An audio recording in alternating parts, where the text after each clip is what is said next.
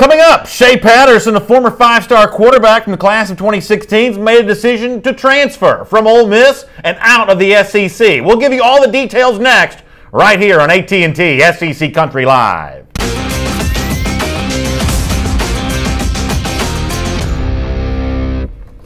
Hello, everyone. Welcome to AT&T SEC Country Live. My name is Brandon Adams. This is the former Alabama All-American Mike Johnson. Of course, we're brought to you by AT&T, a proud sponsor of SEC Country Live. AT&T, entertainment your way. And, Mike, we got a lot to get into. We'll do that with our first and 10 here in a moment as we dive into all the news we planned on discussing, but relatively late breaking here this afternoon. Let's start with this, if you don't mind, the fact that Shea Patterson, really good quarterback from Ole Miss, former five-star recruit, made his decision to transfer out of Ole Miss. Yeah. He's on his way to Michigan. Yeah, I think it's the right move. I think it's the right move for Shea Patterson. I don't think Ole Miss fans are really that heartbroken when you look at what they got and Jordan Ta'amu, kind of his backup this year. Shea Patterson is kind of like the best that never was, honestly, at Ole Miss. You know, you get this guy, you think he's going to be a game-breaking quarterback, has some injury concerns, obviously burns the red shirt last year, and I think he ended up playing 10 or 11 games for Ole Miss. And now Michigan has a guy they can plug in as their starter. Ole Miss still has a guy that they feel like can be a serviceable guy next year in Jordan Ta'amu, if not a great passer next year. So I think it's the best move all around and ended up working out well. But isn't it fair to say that Shea Patterson was a good quarterback, just didn't happen to play on a good team? Yeah. He wasn't good enough to elevate the status of Ole Miss. They had some issues around him. But with Patterson going to Michigan, I mean, I think to a certain extent, Patterson becomes a bit of a kingmaker for the Wolverines, especially where he'd be granted sort of a waiver of the NCAA to be immediately eligible, not have to sit out a season in 2018 at Michigan. I think he makes the Wolverines a legit Big Ten contender if he is eligible next season for Jim Harbaugh. Yeah, I have to agree with you. I think Paul Feinbaum just tweeted out something along those lines that all of a sudden they become a contender. I don't know. I don't think you want to lean on Shea Patterson to do too much. I think that at times this year at Ole Miss, he was asked to do too much, had to make throws he probably wasn't comfortable with. Obviously, they weren't great on the defensive side of the ball. He had to take risk later in the games and ended up getting injured at the end. I don't think you go in. It's going to be interesting to me, too, what type of style of offense Michigan runs with a guy like Shea Patterson. He's different than anybody they've had on the roster there, really, in Jim Harbaugh's time. And you look at a guy like Wilton Speight that transferred. Shea Patterson's a lot different than those guys. And so I'm kind of interested to look up there and see what kind of offense they move forward. Tyler Mann says the only reason why Patterson went to Michigan is because he wasn't allowed to transfer to LSU. Now, my understanding is at the end of the day here, Ole Miss sort of released the transfer restrictions on Patterson. He's allowed to go where he wants to go, but maybe getting the waiver granted to be eligible to play at Michigan right away is a little easier than in the SEC, where you'd have to sit out 2 years by way of transfer. Listen, the transfer rules are obviously complicated. I won't pretend to be an expert on all that, but I'm sure the wheels greased a little bit more for the trip up to Michigan. They would have been to a place like LSU, which obviously needs a quarterback. Patterson flirted with LSU during the recruiting process a little bit. So to a certain extent, I guess I'm a little bit surprised that a school like that didn't get more involved in this. Yeah, let's be honest about it. Jim Harbaugh flew the plane down to Oxford to go eat with some of these guys that would be transferring, specifically Shea Patterson, a guy he's trying to get to Michigan. I think we get caught up sometimes in recruiting, and you have to kind of step out on your own if you're a transfer guy. He was recruited to Michigan, and Jim Harbaugh did a great job in the end of flying down there and taking him to IHOP or wherever he wanted to take him and getting some of these guys on board. Shea Patterson obviously being the first one to announce that he's headed to Michigan, but I'm not shocked by it. I think when you look at the team that they're going to have, some of the Big Ten contenders, I think you can look at a team like Michigan and think maybe you can send them to the next level. Maybe he's just plug and play. We'll have more on the Shea Patterson story a little later on in our program today. Now let's begin with what we thought would be the news we were talking about off the top of the show. As I said, we will have more on Patterson later. For now, though, let's move on to our AT&T SEC Country Live First and 10 list. And, of course, item number one on our list is that growing momentum building towards the Sugar Bowl on January 1st between Alabama and Ohio State. And one of the interesting subplots of this game would look to be what Dabo Swinney did in terms of making an opinion about how Alabama compared to one of the teams that was competing with, or the team it was competing with, to be in the college football playoff, Ohio State. Apparently, if you ask Swinney, Swinney thought that Ohio State more deserving of that top four spot than Alabama was because Swinney, who has a vote in the coaches poll, voted Ohio State ahead of Alabama. Swinney, when the college football playoff press conference took place in Atlanta last week, was asked, explain yourself. Why did you have Ohio State ahead of Alabama? And here's what Swinney said as an answer to that question. You want the honest answer? 3 o'clock in the morning on a bus ride home from Charlotte, a moment of insanity, complete insanity. It literally was 3 o'clock in the morning. Like, oh, man, I got to do this poll. And looking at it, they won 11 games. Alabama won 11 games. They won the Big Ten championship. And obviously the committee has a lot of things to look at and a lot of data, and they're going to pick the 4 best teams however they see it. At that moment, that's the way I voted. But they're all great teams, man. Okay, we'll go back in the middle. He was just disrespecting his alma mater, that's all. I'm trying to get rid of him. I can't get rid of him. Can't shake him. So a great moment there at the end when the moderator was going to ask for another question, and Saban jumps in there and says he was disrespecting his alma mater, and then Swinney comes back with a joke of trying to get rid of him. So kind of a funny moment there between Saban and Swinney. And, to a certain extent, I almost feel a little bit sorry for Dabo on this, because this is obviously going to become a bit of a storyline. Dandry Evans' comment section said, does this give Alabama now more motivation to be Clemson? I don't know that it kind of rises that level. I mean, pretty clearly, Dabo did think Ohio State was better, whether he was filling out the ballot at 3 o'clock in the morning or not. But listen, opinions are opinions. We've all got one. I'm not going to fault Dabo for his opinion here on this one. No, and I loved his response to it. I thought, listen, he didn't say, hey, I had an intern fill this out. He did, I think Steve Spurrier did that in the past on like the coaches, preseason team. And he's saying, listen, I don't fill out that stuff. I just step aside, let somebody else handle that. I thought that, they'd be the right person to make the decisions, but they weren't. Dabo said, listen, it was 3 o'clock in the morning. I looked at it. I thought, Ohio State's won a conference title, and I slid them in Alabama. And he said at the end, I think they're all good football teams. So I like the fact that he didn't say, this was somebody else. He didn't say, hey, I made the wrong choice. He just said, hey, it was a moment of insanity. And because of that conference title, I put them out in front of Alabama. I think he was being honest, if nothing else. Michael Collum in the comment section says he wanted to play Ohio State instead of Alabama. That's important to note. This is voting the coaches poll. Yeah. That doesn't have any kind of impact on the playoff selection committee. But do you agree with Michael on this, that vote of Ohio State over Alabama may have been a degree of wishful thinking in the hopes that maybe some other folks will sort of follow suit here and they'll put the Buckeyes in ahead of the Crimson Tide? I think so. I think when you look at it and the coaches poll comes out ahead of that, that playoff kind of thing, usually, I can't remember what, the schedule was for that Sunday, but usually that coaches poll comes out a little bit ahead. And maybe that was wishful thinking. Maybe he's thinking, maybe this is going to rub off. And he does say it at the end. He's saying, listen, I was trying to get rid of them. I can't get rid of them. And listen, maybe in the end he did think Ohio State was a better football team. He calls it a moment of insanity. I wouldn't fault him if he just stepped out and said, you know what, I thought Ohio State was a little bit better, but you know what, Dabo, show us on the field and show us in the way you coach. Josh Rubin says Dabo's afraid. Roll Tide. I mean, I don't think that Clemson is afraid of Alabama, but I guess I'll ask the question a slightly different way.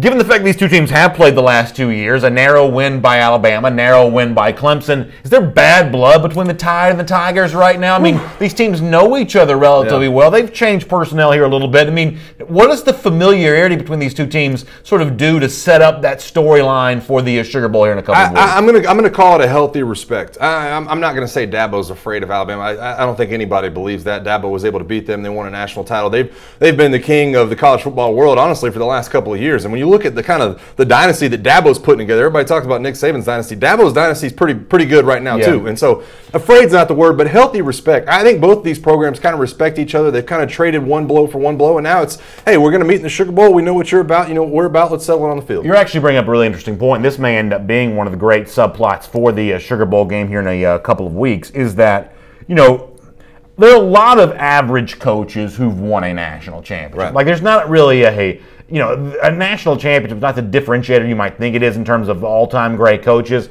But boy, the number of coaches to win more than one at that point in time, you really kind of get down to pretty elite names. You don't see a lot of average coaches who've won 2 national championships. And so in a lot of ways, Dabo really is playing to join that club. The elite coaches club in college football right now may only have 2 names in it. Nick Saban's obviously in there, and I believe that Urban Meyer's probably in there as well. Yeah. Is there room for a third? Well, Dabo Swinney could be potentially coaching his way into that group this year. Clearly, he won the national championship last year, been in the playoff the last 2 years, but true elite status is earned by more than just that. That is kind of what's on the line for Dabo in this game on January the 1st. Are you as good? Can you join that club that your sort of mentor Nick Saban's kind of in? Yeah, I mean, and you've seen some of these Coach of the Year ballots are coming out, and Kirby Smart's winning a ton of Coach of the Years, and you've seen some other coaches thrown in there.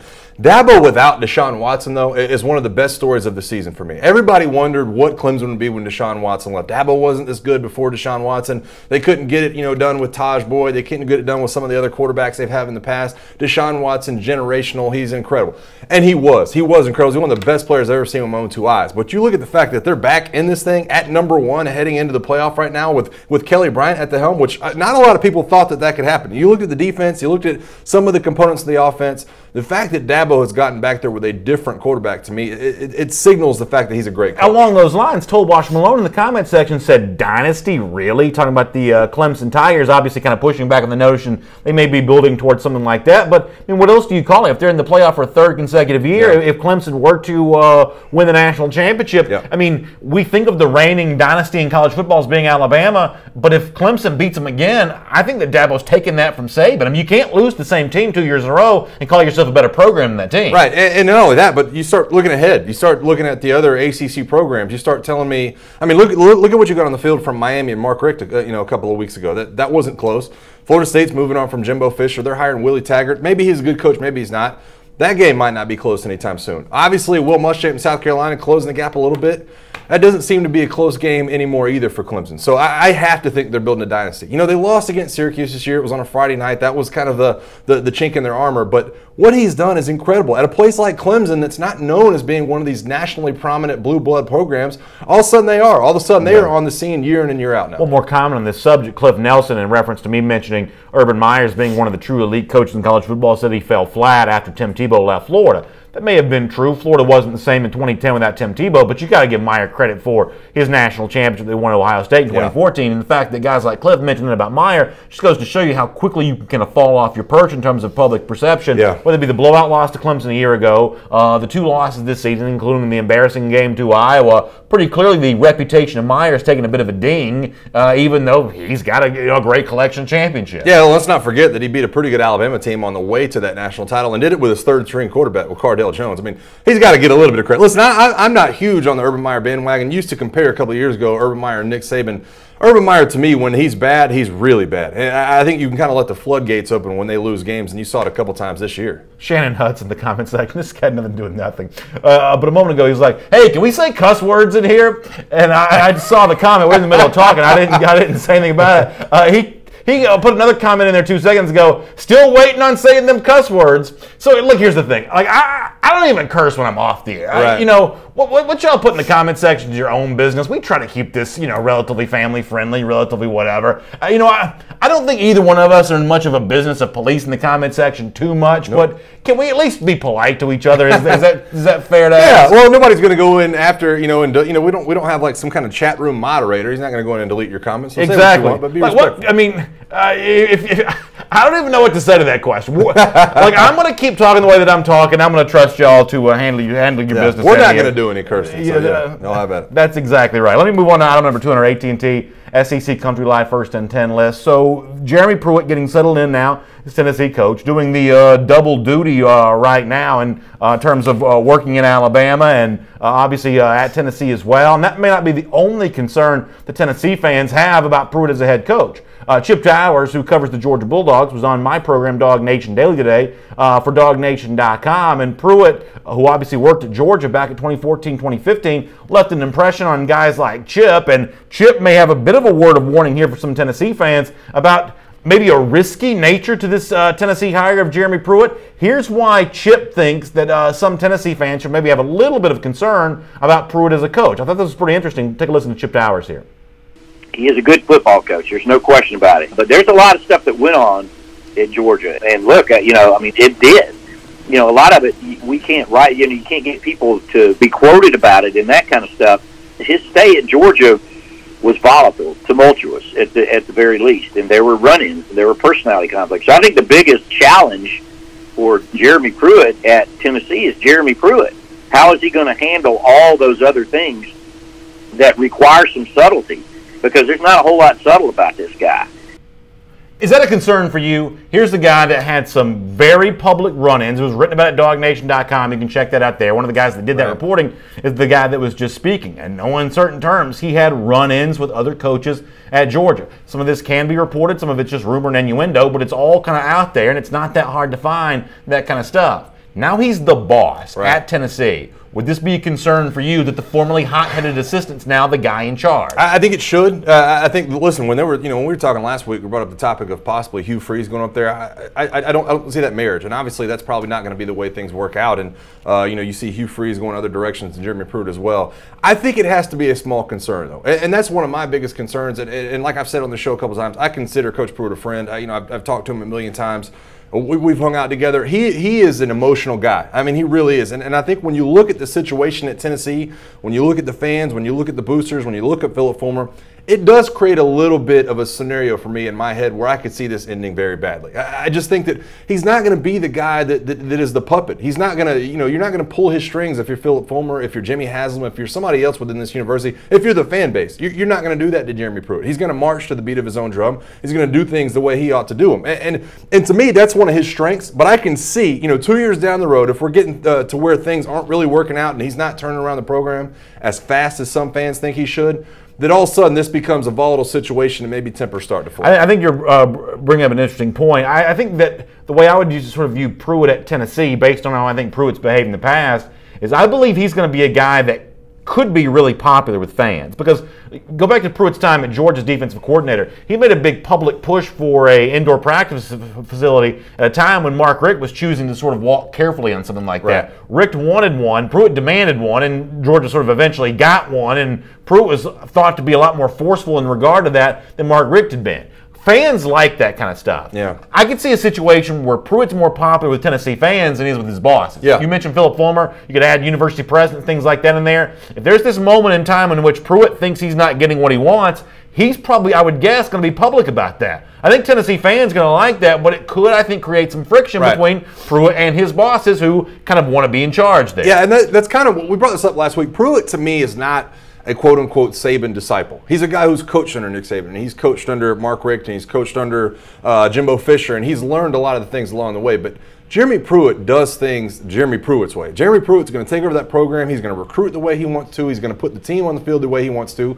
He's not going to listen to anybody else's opinion about who needs to play quarterback, who the fans think should be in there, or who the boosters want to see on the field. That's just not the way this guy does business. And so I think that right now, it's still in the honeymoon phase. You just got married. You're out on the trail recruiting, or Phillip Fulmer's out on the trail recruiting. You're trying to get all these players in there. But I'm just telling you, 2 years down the road, if things aren't going as fast as you expect them to go as a Tennessee fan, Jeremy Pruitt's not going to lie to you. He's going to come out in these press conferences and tell you exactly how he feels about the situation at hand. Bo Molinari says, I think Tennessee's feeling better about Pruitt because of Fulmer. He's the one that settles the Vols' nerves. That may be true to a certain extent, but I think there's also a group of Tennessee fans, Bo, that is excited about having a high-energy, tenacious. I mean, Pruitt is almost, at least based on what I believe the public personas of the two guys are, Pruitt's about as different from Butch Jones as you can be. Oh.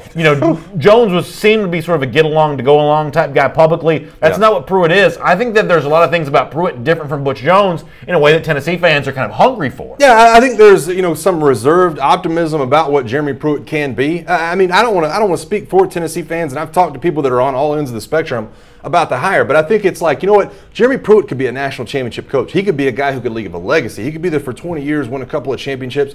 He could also fall flat on his face. Nobody really knows what to expect with a guy like that at the helm that's never been a head coach at any level, not even back into his high school days being a head coach. But he's seen his dad do it. He's seen some of the best in the business do it, and so I think he has a model that Tennessee fans can be excited about. Stephen Early says it's going to be a fight. You have an alpha male for an athletic director, meaning Phillip Fulmer, an alpha male for a head coach, and God knows who else. The stadium's going to have to be widened to fit everyone's heads through the doorways. I mean, is that true? We talking about a big forceful personality in Phillip Fulmer and a big forceful personality of Jeremy Pruitt? Can they coexist together here, like Stephen Early asked? Well, if any of the stories about Phillip Fulmer are true, about how the way he was working behind the scenes and kind of undermining John Curry, then I think it becomes definitely a concern, because Jeremy Pruitt, it's like I just said, he's not going to deal with that. He's not going to, Phillip Fulmer's not going to pull punches or say things on the radio or say things through the local media outlets to make Jeremy Pruitt look bad. Jeremy Pruitt will step right to the podium and be like, you know what? Phillip Fulmer's meddling in my activities too much, and I want him to kind of step back from the program. Daryl Truck says it's going to be Muschamp Part 1 at Tennessee. Maybe in terms of not being able to find an offense and having lack of success, that may end up being true. But in this particular conversation, if that's the case, then that's a good news for Tennessee, because, I mean, Jeremy Foley was the athletic director for it at the time. The other people associated with the university at the time will tell you that Will Muschamp was a model employee. Yeah. He worked very well with his bosses there at Florida. He had some sideline antics from time to time, but that kind of rage was never shown behind closed doors. I think the people at Florida will tell you they really enjoyed their time working with Will Muschamp. Well, and let me also say this about Jeremy Pruitt. He's not going to hesitate to make changes. I think when you look at Will Muschamp's time at Florida, you talk about him finally letting go of Kurt Roper last week, at South Carolina. That's a guy that was with him at Florida. Jeremy Pruitt ain't going to wait that long. You know what? If the offense looks that ugly, you could be Jeremy Pruitt's best friend, and he's going to tell you to take a hike because he knows that his name is on this football team. This is his opportunity to be a head coach at a place like Tennessee, and he's not going to let it go down the drain. He doesn't care. I'm telling you right now, I know Jeremy. It doesn't matter who he has to fire. It could be his best friend. He'll get somebody in there that can run that offense. We'll get Mark Burnett on this subject in just a moment. He has covered Pruitt most recently here for Alabama, SECCountry.com, the Crimson Tide. We'll kind of talk to him about that and how he thinks that Tennessee fans should expect to find Jeremy Pruitt there. But one more subject while we're getting Mark on the horn here. You mentioned the offensive coordinator. This is always the issue. When you have a defensive-minded head coach, and, Kirby Smart's worked out great for Georgia, kind of cut from that same Nick Saban cloth. But when you have a defensive-minded head coach, how they find an offensive coordinator is always a really big challenge. Because, as we've said before, there's just a greater pool of defensive minds than there are offensive minds. It's really, really hard to find good OCs. And, we've heard about the name Tyson Helton from out in USC. There's the idea that Brian McClendon may leave South Carolina. He's going to call plays in the bowl game, by the way, for South Carolina. Maybe he could be a part of this Tennessee staff in some form or fashion. How you fill out your offensive staff when you're a defensive-minded football coach, that's the real challenge here. It's the biggest challenge on Jeremy Pruitt's plate. And I think the first thing Jeremy Pruitt has to do is get these players to understand how they have to practice and the toughness they have to play with. I think that's the really hard thing as a defensive coach. You can preach toughness all you want to, but unless you go out and do it on the practice field and have these guys hitting each other in the mouth, that's what's been so impressive about the way Kirby Smart's taken over Georgia's program is it's not like they didn't have toughness under Mark Richt, but you see the offense almost playing like the defensive side of the ball. You have the offensive line coming off low, hitting defenders in the mouth, getting movement off the line of scrimmage, the same way that you would expect Kirby Smart's defense to play. That's the trick, in my opinion. You have all these defensive coaches in the SEC. What is it, 9 of 14 now are defensive coaches in the SEC? You got to get your offense to play like you want your defense to play. Daniel Robbins, the comment section, says that Pruitt's personality is a good thing. Look what Curry did to our program. Haslam's our worst booster. We need a good leader. And I think Daniel's point on that's actually pretty interesting. Yeah. Big, strong leader like Pruitt, even if it's a kind of abrasive personality, that may be exactly what the Vols need right now. Well, they need something different. I think if you're a Vol fan, you're excited that you've kind of gone away from what's been the status quo for the last 10 years. I mean, Derek Dooley didn't work out with that kind of personality. Butch Jones didn't work out with that kind of personality. If Jeremy Pruitt's that much different, that's why I think Tennessee fans are excited. Let me bring on Mark Burnett about this. He covers the Alabama Crimson Tide for SECCountry.com. And Mark, I want to talk to you about how Alabama works to replace Pruitt here in just a moment. But before that, let me begin with how your experiences were covering Pruitt here for the last couple of seasons. Pruitt had some run-ins with people at Georgia. It was well documented by our sister site, DogNation.com. How about at Alabama? Is the impression you got that Pruitt was a little bit better soldier in Tuscaloosa than he may have been in Athens? Yeah, I mean, we never heard anything about that on this side of, in Tuscaloosa because I think Pruitt was well behaved over here. I think he understands that, in order to work for Nick Saban, you kind of have to be. And we didn't get to talk to him a ton, but when we did, he was always very buttoned up, very professional. And, I think it's a situation where, maybe it's a different head coaching personality that'll maybe allow for some of that stuff to go on. But that stuff doesn't really happen a lot in Tuscaloosa. Safe to say that Pruitt was an excellent replacement for Kirby Smart. Pruitt had a great track record before becoming Alabama DC. Now Saban in the position having to replace a defensive coordinator once again. Where do you think Saban turns for his replacement this time around?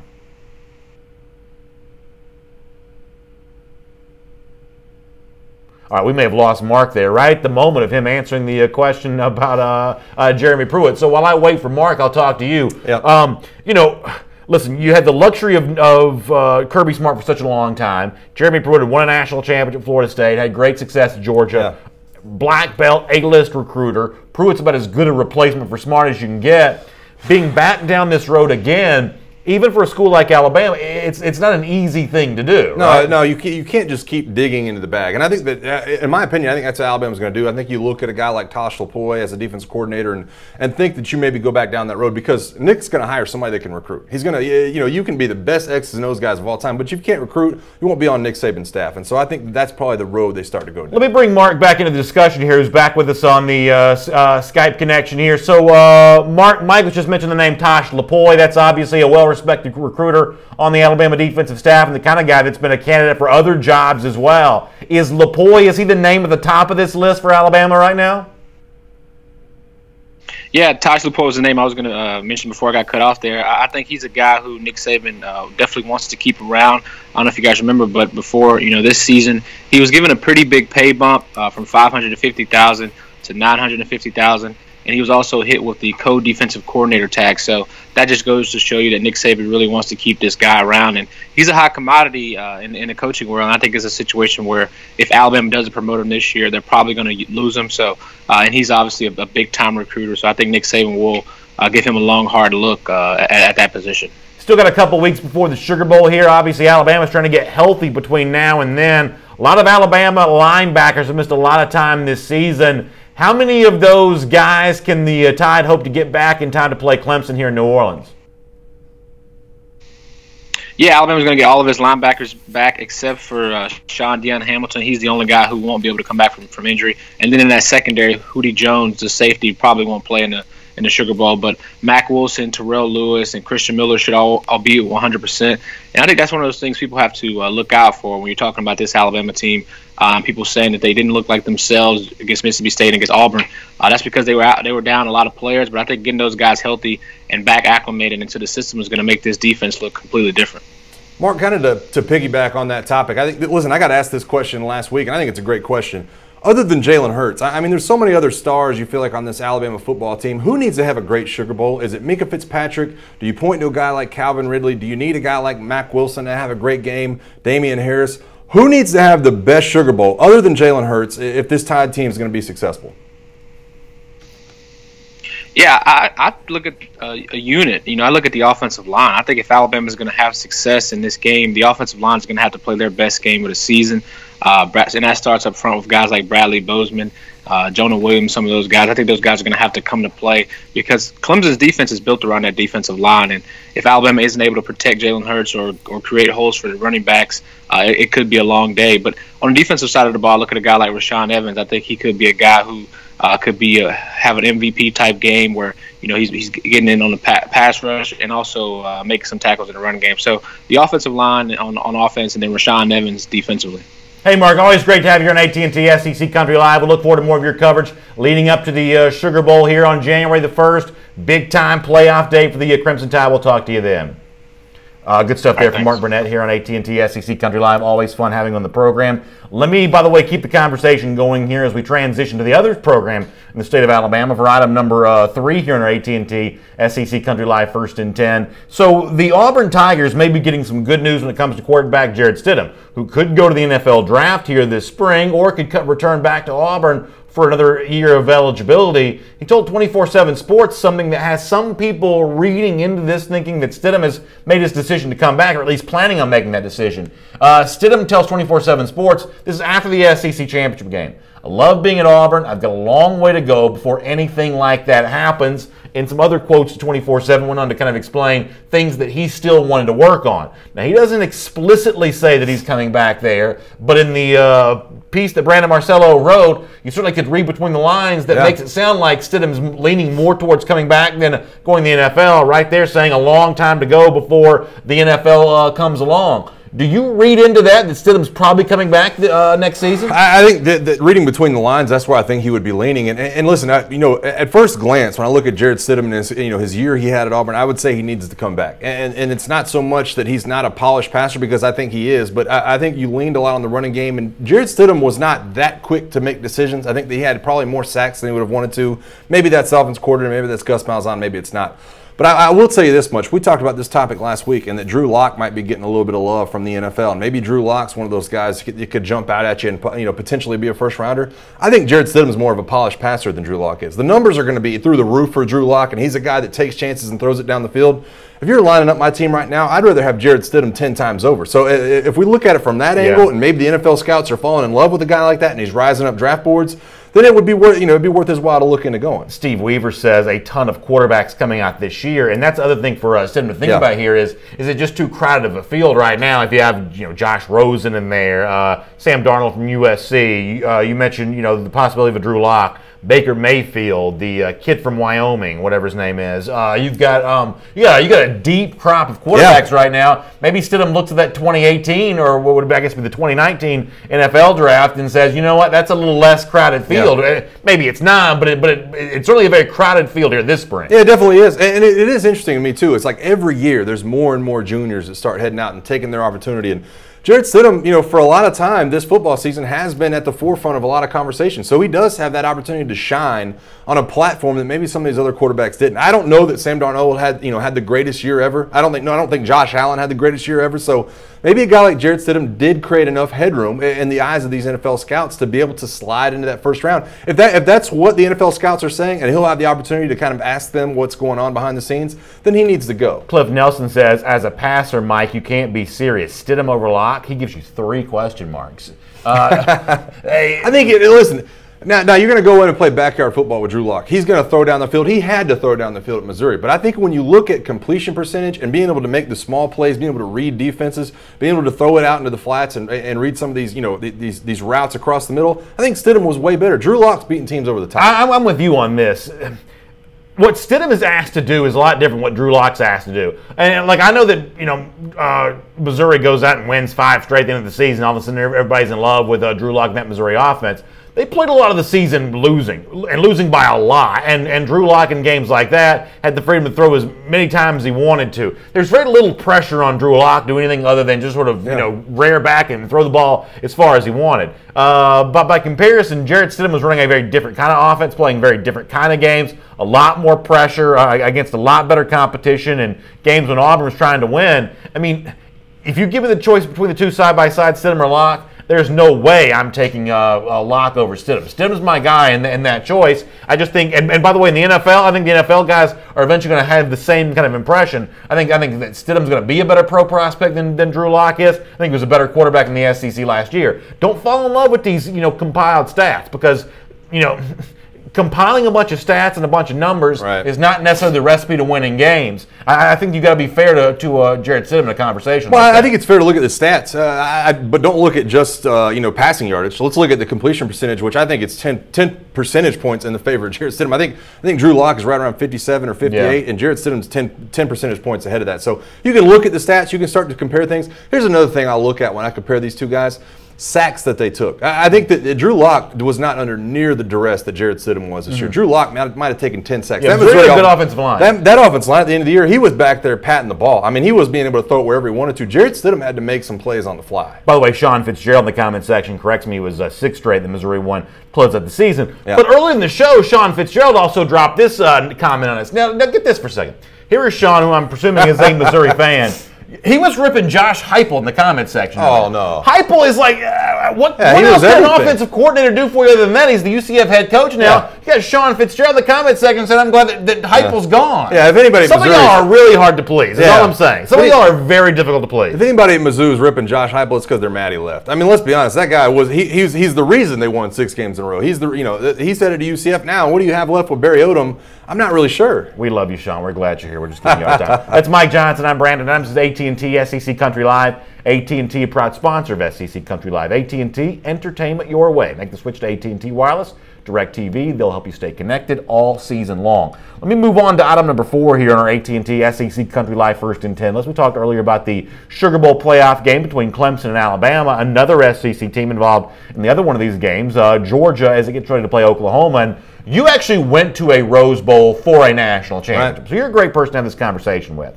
Kirby Smart said something last week that if I'm a Georgia player, I'm like, huh? Is this really the case? Apparently, when you think of like these bowl destinations, even playoff games, you think about going out there, enjoying some nice weather, having a good time, having some fun. For Georgia, that's apparently not the case at all. This is nothing but business for the Dogs as it heads to Pasadena, California. Here's what Kirby Smart said about that last week. Here's Kirby. Because the scheduling aspects, the travel aspects, the dynamic talking to the team of, it's not your typical bowl game. We're not going to ride rides and do that kind of thing. That's not the purpose of this trip. And I don't think you get that perspective if you haven't been through it. So he says, because I've been to these playoff games before, I know what the schedule's supposed to be. And we're not going out there to, as he says, ride rides. I'm assuming he means like Disneyland, somewhere like that. Can my guys not ride a few rides? Oh, yeah. Can they not have a little beach time? Do they have to be like 100% serious for the whole week? I mean, oh yeah. Listen, I went out. We went to Disneyland. We had a team-sponsored event at Disneyland while we were out there. But he does bring up a great point. I think when you look at these bowl games, there's teams that aren't excited to be at some of these bowl games. There's teams that are excited to be at the bowl games. You have to treat this opportunity, this particular one. Now, if you had gone to one of these other bowl games, if Georgia was playing in the Peach Bowl, do whatever you want to, in my opinion. Just make sure you show up to practice and make sure you put some game planning time in, because those are fun trips. Those are rewards. This right here is your season's on the line, and so you show up with that business-like mentality. And I told you before, listen, and I think it was a good thing. Like I said, I love the fact that Georgia's going to California. If for nothing else, and it's not about Bourbon Street down in down in the Sugar Bowl down in New Orleans. People from the Southeast don't really mix that well with people from California. When we went out there, it was like, we're just kids from Alabama. Yeah. We're just showing up here, and there's all this, Rodeo Drive and Beverly Hills and everything out in L.A., and it's just, it's different. And so I think the fact that you take these guys out of Athens, Georgia, and you can take them out there, I have full confidence that Kirby will get these guys out of trouble. Greg Steele dripping with sarcasm. He's a Florida fan in the comment section. Said, "Dogs going to Disneyland. Yay." You can tell Greg's really excited about Georgia in the Rose Bowl. I love that from him. But in all seriousness, like, how much fun do you get to have in Pasadena? You should have a little bit. And I say a little bit I mean like this much. This is a business trip. And I think that when you look at it from the aspect of fans, that's the way the players should be looking at it. If you're that nervous about a fan, as a fan base, that, hey man, I hope we go out there and I hope we're really focused. That's how the players should be looking at it too. You have these teams that go to like the Birmingham Bowl, and you're like, I might go to the game, I might not. It could be a win. It could be. That's what you're going to see on the field. That's the product you're going to get on the field. But I feel like the looser team plays better. And if a trip to Disneyland gets you loose, this is true for Alabama, the Sugar Bowl, by the way, as well. Yeah. If some of that, kind of lighthearted, looser stuff kind of makes you a little looser on game, then it's probably good. Now, what I will tell you is, I'd much rather have my team be in Pasadena, where you're going to bed early, as opposed to New Orleans, where it ain't nothing but Bourbon Street and stuff like that. I'd much rather my guys be like on Disneyland rides, as opposed to whatever you're doing at 2 o'clock in the morning in New Orleans. Exactly. Well, and that's the thing. You're going to have the curfews. You're going to have all this schedule set up. You're going to have everything you need to do. And there is a point where you need to play relax. There's a way to go about that, though. You have to be prepared, and that preparation should give you the relaxation. You should be so prepared that you're not really worried about some of the things you'll see on the field. You're like, you know what? We have an answer for that. We have an answer for this. We have an answer for Baker Mayfield. We have an answer for this passing game. You can't go in nervous. You can't play tight, because then you start overreacting to things. I like Bo Molinari's comment. He says, "No fun, no joy, no emotion at all, just focus." And obviously, he's kind of, I would think he's kind of joking when he says that. But, I mean, there is an extent to which I believe that sort of joy and fun and just overall passion enables focus, because too much sort of nervous energy focus leads to tightness on game day. And as a person that sort of lives and dies a lot of these Georgia games, I'll be the first to tell you, way too much of that tightness and anxiety in the Auburn game in November, a lot less of that, even though there was more at stake for the game in December. And that's the way every team wants their team, every fan wants their team to play, with that kind of looseness. Not oh my gosh, we're here to play the most important game we've ever played. We're here to have fun. We've been having fun all season long. Yeah, it's got to be a balance. And let me try to give you an example too. It's like, you step on the field and you're like, I'm going to kill the first guy I see. Well, guess what? All of a sudden there's a misdirection and you're playing linebacker and you're flying head first out into the flat. And it's like, you have to be calm but prepared. I think you have to understand what your assignments are. The other way of looking at it is this. You're going to be in a totally different town for 7 days. And you have to be able to find the things you usually do that have made you successful leading up to that point. Do not stray from those things. If you're getting in the cold tub, if you're eating a certain meal, try to do those same things out in Pasadena. Diedrich Frazier says, BA, the dogs can visit Disneyland anytime. He said, this 1 week, I need to think about football. You can go to Disneyland some other point in time. Real quick, is it really true what they say that, you're nervous up until you break a sweat? Like, when you actually break a real sweat during the game, does that finally turn into a regular football game at that point? It was the first third down. Usually for offensive linemen, it's the first third down. It's like, you know what? I can't wait to go out and hit somebody in the mouth and double team somebody and drive them off the ball. But guess what? That defensive line is that excited for that third down. All of a sudden, you're dropping back. Your quarterback, it's 3rd and 8. Everybody knows your quarterback's dropping back. You get that first one in. You get to hit somebody on 3rd down. That's when you start to get in the game rhythm. Greg Steele says, fun is rat poison. Greg, that's a pretty funny line as well. Let me move on here to item number 5. Speaking of Greg Steele, his team, the Florida Gators, let's bring them into our conversation here today. And I'm going to be the first to tell you, I don't mind telling you. When I feel like I know what's going on, I tell you. In this case, I got to tell you the exact opposite. I have no idea what's going on between Matt Corral and Florida. For those of you that don't follow recruiting super close, here's the story. Corral, one of the elite quarterbacks for the class of 2018, and the guy that's been a Florida commit for quite some time. A commit that new coach Dan Mullen inherited when he took over the job from Jim McElwain, who was fired. Well, you kind of know that story at least. But Corral was one of McElwain's prized recruits and really the centerpiece of what was going to be a top 10 class for Florida in the class 2018. But when Mullen takes over the job, he's not really spending any time with Corral. He visits Justin Fields, the UGA commit from Kennesaw, Georgia. Another five-star quarterback visits him. Doesn't really show a lot of attention to Corral. Now that's starting to change. Zach Appleverdi from SECCountry.com reporting that Mullen will make an in-home visit to Corral in California today. That's on Monday as we record this show. And an official visit for Corral to Gainesville this upcoming weekend. Matt Corral's dad was quoted by Zach at SECCountry.com. I'll show you this quote. He says, Coach Mullen told him, meaning Matt, everything starts over and that he was going to get to know Matt. He was just telling us that Matt is his guy and they can't wait to meet us. So that's what Matt Corral's father told Zach Appleverdi from SECCountry.com. But if that's true, why is all this starting so late? Do you feel like you know what's going on here? I don't know what's going on, but I think it is interesting to hear, he says Matt's his guy. And you've already seen another quarterback, maybe another two quarterbacks that you've been on top of if you're Dan Mullen. But now, 2 weeks after getting the job, Matt's your guy, and all of a sudden, you can't wait to see the guy and meet the guy. I think it's intriguing. I think this is what has to happen in recruiting. I think you have to reach for this guy if you're Dan Mullen. Shoot your shot at Justin Fields. See if you can get this guy on campus. See if you can make that happen. But if not, you do fall back and you make that phone call. You tell Matt Corral that he's your guy because guess what? As far as Dan Mullen's offense goes, there's not a lot on this roster right now for him to kind of work with and run a Dan Mullen offense. You have to get somebody in that you feel like can take the field this year. If that guy's Matt Corral and he's your second, third option, then so be it. But Dan Mullen's kind of playing both sides of the road, and I don't blame him, honestly. Tyler Mann says Matt Corral to LSU. I'm actually surprised the LSU connection to Corral has not come up more. I know that Corral officially visited Ole Miss. They're a school that's trying to get in on the Corral situation here, and you just saw some of this film. It's a pretty good-looking quarterback here. LSU that desperately needs a quarterback. I don't know that Narcisse or Brennan, the two rising sophomores, are that guy. Why aren't we hearing more about a school like LSU for Matt Corral? Corral took the official visit to Alabama here recently as well. It's not just Florida that's seeking out of their options. Corral right now himself would appear to have a few more. Yeah, I mean, you've heard Ole Miss start to pop up in some of these conversations. I don't know how much of a shot Ole Miss actually has at signing a guy like Matt Corral, but it is interesting to me that you have a guy that's from a little bit farther away that has all these connections to these SEC programs. I mean, it's like, all of a sudden his name starts popping up and you realize he's willing to go to the Southeast, and all of a sudden he's a favorite at some of these schools that need quarterbacks. And I think Florida's a good spot for him. I think that he has the best chance to succeed probably under Dan Mullen, but I wouldn't be shocked if he goes somewhere else. Michael Clyburn says he told us he wasn't leaving. Michael's a Mississippi State fan. He's got a message to Corral here. He says he told us he wasn't leaving. Don't listen to him. He'll stay. So Michael's telling Matt Corral, hey, don't listen to any of his promises. He made promises to Mississippi State fans. So obviously the folks in Starkville still a little bitter about how that all goes down. Well, and you're going to see some of that negative recruiting, but I think the answer from Dan Mullen would be, listen, I'm at a place like Florida. I'm probably never going to leave a place like Florida unless they fire me. So that's probably the explanation you're going to get. Terrence Collins says if Corral runs less than a 4.8, he means a 4.840. He's not Mullen's guy. I mean, we just saw some film there.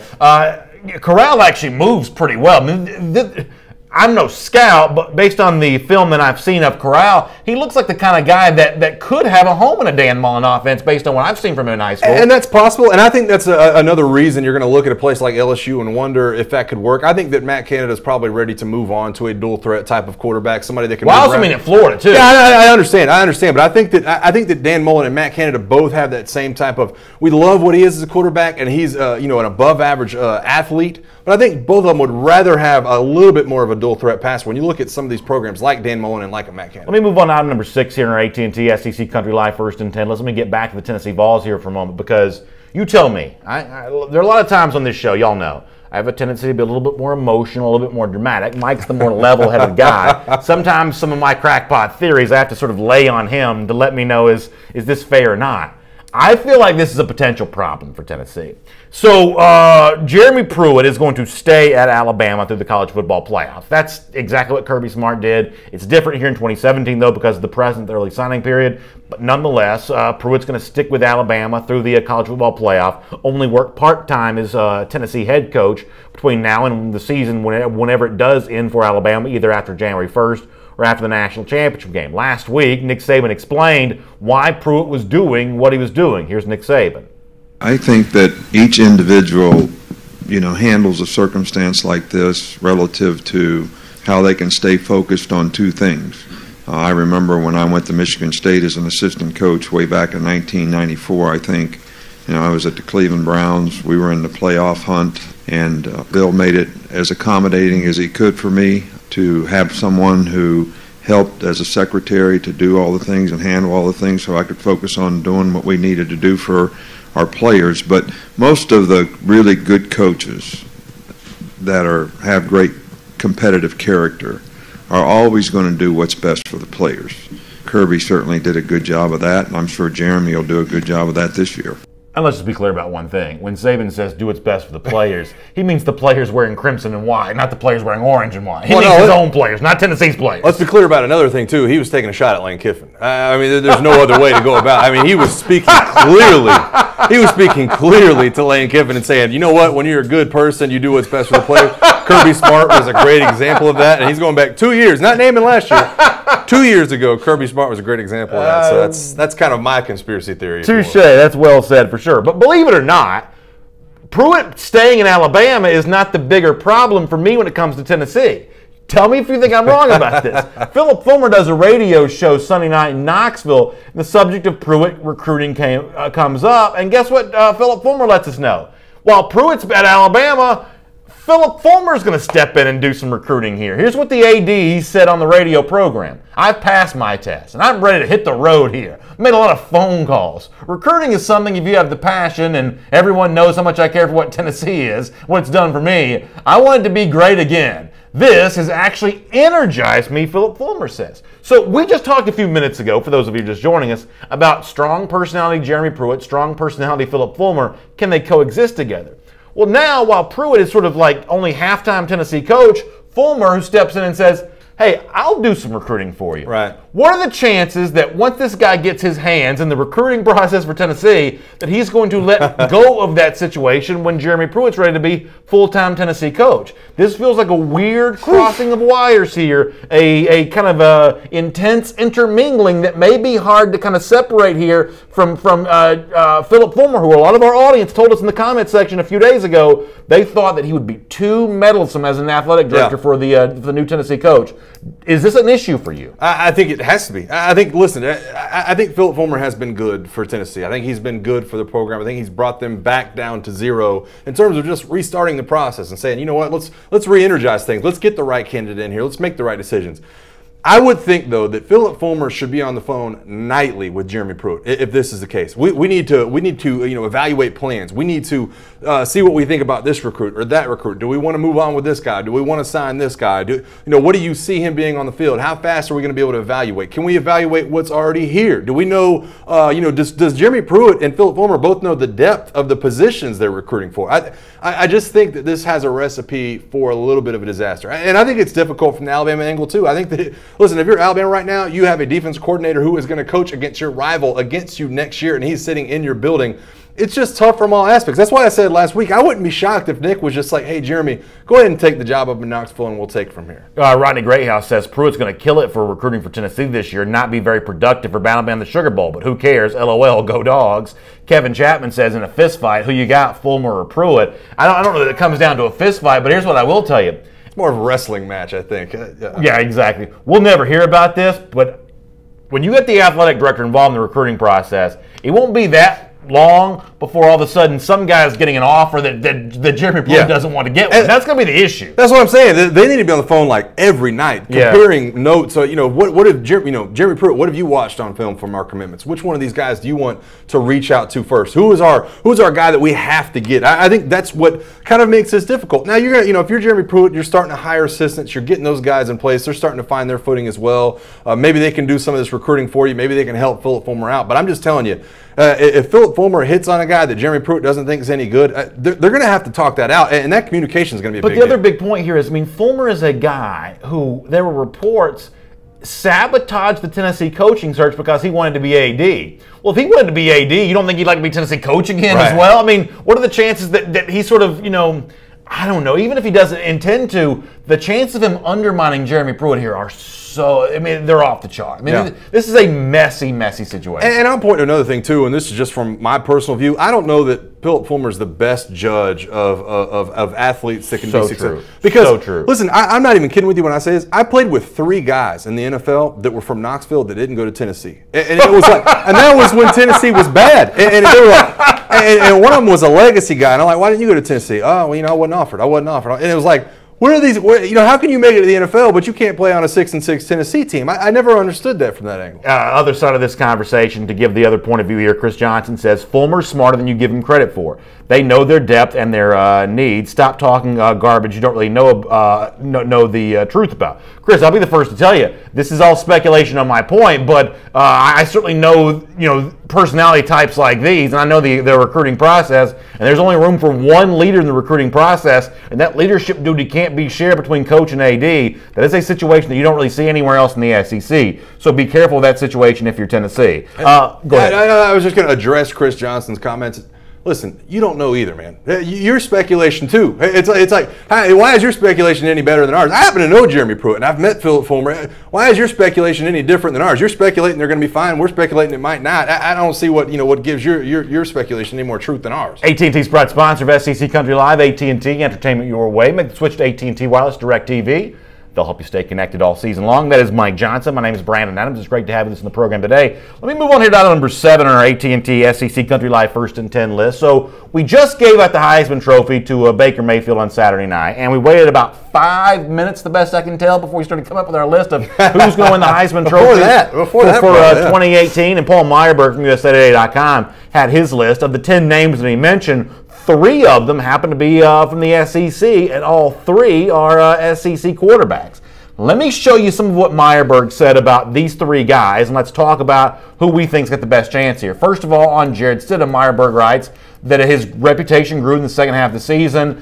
He can reclaim the momentum of what was lost in the SEC bowl game, the SEC championship, if he has a solid bowl performance against UCF in the Peach Bowl, especially if Stidham, by the way, comes back, which we talked about a little earlier in the show. So he has Jarrett Stidham as a Heisman Trophy contender for next season. Also, Alabama's Jalen Hurts here as well. Meyerberg said the second of the 3 SEC quarterbacks on the list, likely the one with the greatest potential to take a substantial step forward and join the elite players in college football. Had some stumbles so far, but don't forget that Hurts has played in 2 systems under 2 coordinators in his first 2 seasons.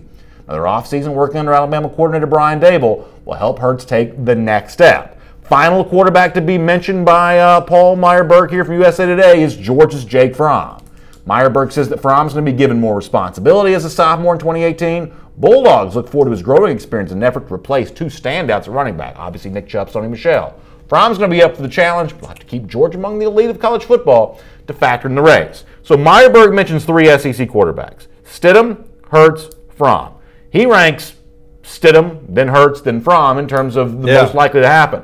Which SEC quarterback is the most likely to be in the Heisman conversation for you next season? I think it's got to be Stidham. And if for nothing else, then I think that I hate to say this because I think this is a disservice to these 2 guys, but sometimes it is the outlook on how these offenses are run that hurt Jalen Hurts and Jake Fromm. I think that you look at Jake Fromm, and by the way, if this guy has to go out and throw a ton next year, then I don't think Georgia's as good as Kirby Smart wants them to be. I think that if you have to change the offense and all of a sudden become a spread team that throws downfield and has to do some things different than you're doing this year, they have the depth at running back. They should be okay next year. They should be able to still run the football. They're getting better along the offensive line.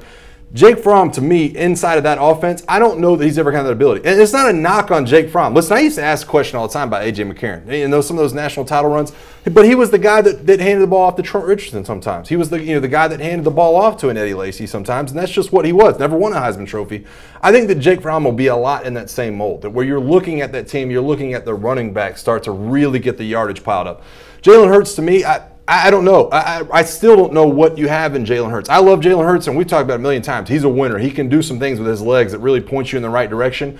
But Jarrett Stidham, to me, next year, I think that once he gets once the dust settles, once he settles in with Gus Malzahn, if he does not go to the NFL, then I think there's a really high ceiling for what he can do statistically next year. I think right now Stidham's a better quarterback than Fromm, but I think in 2018 Georgia's likely to be a better team than Auburn. And we know what the Heisman Trophy is. It's a lot of times the quarterback on the best team. And Fromm's numbers are going to be even better next year than they are this year. So from that standpoint, I might go Fromm in this discussion simply because I do believe that Georgia's back in that national championship conversation once again in 2018. Not sure that Auburn is. Yeah, I understand that, and it's. But to me, that's I kind of goes back to my Jake Fromm argument. To me, if Jake Fromm's having to build up his passing numbers, if he's having to throw the ball a lot, if you have to see his attempts go up, then Georgia's probably not where you want them to be in some of these situations. Georgia's become a team in the college football playoff based on their running back. That's what Kirby Smart's trying to build. And to that point, Terrence Collins in the comment section mentions DeAndre Swift, the freshman right now, be a sophomore next year, getting a lot more carries. Terrence Collins says maybe DeAndre Swift is a Heisman Trophy contender for 2018. Moving on here to item number 8 on our AT&T SEC Country Live First and 10 list. We told you off the top of the show that Shea Patterson has made his decision to transfer to Michigan. He's on his way up north to play for the Wolverines. Took a visit to Michigan over the weekend and had the red carpet rolled out for him. We'll show you a couple of the screen grabs, some of the things that grabbed the attention of Patterson when we went up there to Ann Arbor. First of all, he's getting fitted here for the famous Michigan helmet. I mean, listen, I'm obviously an SEC homer, but that's a classic college football helmet. My guess is when you get a chance to put that thing on, and I'm sure that probably sways some of your attention there. A little bit of butterflies. And we mentioned last week talking about the Jordan uniforms. That's something you're going to see up there for Michigan. What is that thing supposed to be, though? Like, it's a classic helmet, but like that. The 3 stripes, the thing in the front, what is it? I have no idea. Like a manta ray? Do any of y'all know like what the Michigan helmet even supposed to be? No, maybe in the comment section. What is the thing supposed to be that they have? Cool helmet. I just not really sure what it is. But you put that thing on, it obviously makes you want to go there. Patterson also went to the basketball game at Chrysler Arena, obviously packed house, and one of the fans also kind of showing some love to him there with the old Mitch kind of in the script writing for Ole Miss. Hashtag we want Shea. So you had even the Michigan students kind of getting involved in that. No, I love it. And listen, this is the reason that Shea Patterson is going to land at a place like Michigan. I just think that this is a perfect marriage. And I said it before, that I think that when you put a quarterback of Shea Patterson's caliber together with a program that's seemingly building something, I don't know that a lot of Michigan fans thought they'd be, fourth in their division under Harbaugh here in this year, but seemingly building something, and what they're missing is a quarterback that can run a different style of offense. So I just got 4 different answers. That thing on the Michigan helmet is it's a Wolverine's claw. Rodney Greathouse says it's an M. Michael Morrow says it's a Wolverine's head. Rodney Greathouse says it's a W. That's like 5 different answers for what it is. I have no idea. First of all, y'all know, some of y'all were making fun of me back during the summer. I didn't even know a Wolverine was a real animal. Yeah. We did talk about it. I forgot all about that. Yeah. I wasn't sure. Is it a Wolverine's head or a Wolverine's claw? I have no idea. Or a W? I'm not sure. I'm not sure. Somebody from Michigan can answer that. I've never really paid much of. Yeah, Michigan. I seriously doubt there'll be too many Michigan fans in our comment section on this. Called him Michigan. But speaking of basketball games being backdrops for football conversations, that's also the subject of item number 9 on our AT&T SEC Country Live First and 10 list here as well. Because a couple of new SEC football coaches were welcomed by their fans at a recent basketball game. You got Chad Morris, the brand new coach at Arkansas, being christened in there in Fayetteville like any new Arkansas coach is going to. He met with some fans, and before long, he was calling the Hogs. Here's Chad Morris. It's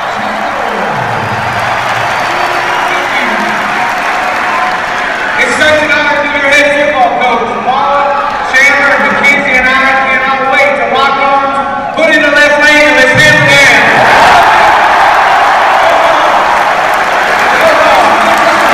All right, here it comes.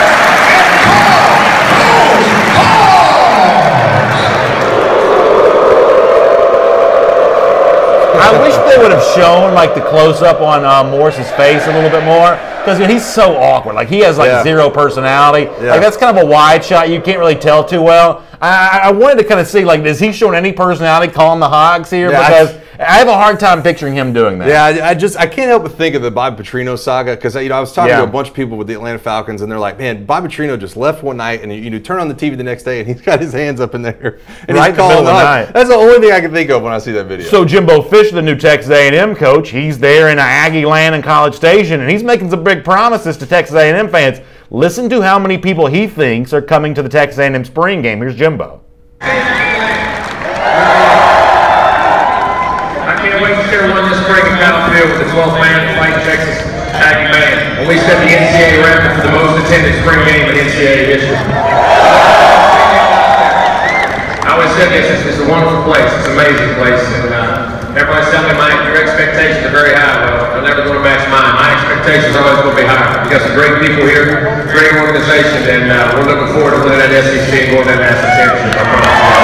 First of all, Is he wearing cowboy boots? Oh, yeah. Oh, no doubt. Is that just like something he put on to go to Texas? I think he bought some, like the day he got there. There was like a report out that he bought some new boots or something, like $500 boots. Like ostrich skin boots. That audio is not easy to hear, but what he said was they're going to have the most attended spring game in college football history. That's more than 100,000 people besting the mark from Ohio State. You think the Aggies get that? I hope I hope for their sake they do. I think that's a great mark of a program. It's happened at Georgia. It happened in Alabama. When you can get those numbers in, it shows the passions. It shows the recruits that you're willing to get to that level. Of course, not everybody in College Station was happy for Jimbo Fisher. They were playing Prairie View A&M, and apparently one Prairie View fan, also a Florida State fan, watch her give the tomahawk chop to Fisher here as she walks by as a reminder of the school that he left. There's Fisher. He's doing a quick video there. It's done. See on the left side of your screen, Brenton Zwerneman captures this. The tomahawk chop. She says she's a Florida State fan, but Fisher gives her a high five there. That's not a bad job, right? No, I don't think it's a bad job at all. He dealt with it probably better than I would have been able to. And listen, she didn't even want to look at him at first, but then she's like, oh, there he is. Hey, how's it going? High five. Well, speaking of coaches handling challenging situations with the fans, we also had an example of that for item number 10 on our AT&T SEC Country Live today. Frank Martin had been a little bit critical of South Carolina fans' attendance for some of the Gamecocks home games. A fan kind of shot back at him on Twitter about that. Frank Martin shoots back at her. Her name is Stephanie. He says, hey, Stephanie, if you don't like basketball, fine. Think I'm a bad coach, fine. Don't like me, fine. However, and this is where it gets a little creepy or a little bit hard to understand, don't ever put my players down away. I'm not quite sure what that means. We are 8-2 off of a Final Four without you. We are good without your support. Appreciate you. Now, I feel like it's unprecedented, all the YOU spelled with just the letter U or ARE spelled with just the letter R. Are you okay with Martin's response here? What do you think about it? I'm interested to get your kind of take about this because I feel like I'm always going to look at it from the coach's perspective. He's trying to protect his players. He don't want people speaking badly. But then again, this is just a Twitter comment, right? In general, I'm going to defend the fans on stuff like this. I think this is Martin coming down a little too hard here. I mean, listen. Basketball is a tough sell in the SEC. This idea we're doing fine without you, no, you're not. Because you look at most of these gyms, almost none of these gyms are full. Right. Every SEC team has as many fans as they can get other than Kentucky. He should probably be rolling out the red carpet for the fans who do want to come Final Four or not. Right, and Frank Martin's very active on Twitter. I mean, he's a guy that's talking to people all the time. He's interacting with fans. He's getting back and forth.